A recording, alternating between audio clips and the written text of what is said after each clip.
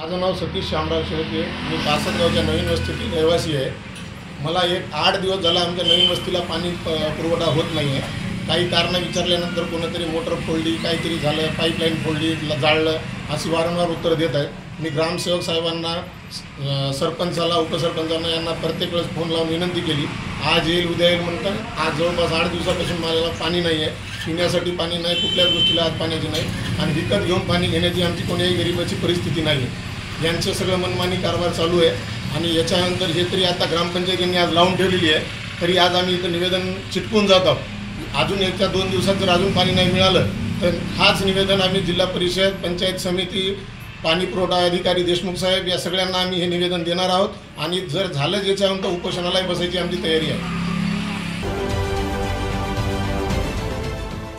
देश विदेशातील प्रत्येक घडामोडींचे लाईव्ह अपडेट मिळवण्यासाठी आता साम टीव्हीच्या सर्व सोशल मीडिया प्लॅटफॉर्मला लाईक, फॉलो आणि सबस्क्राईब करा।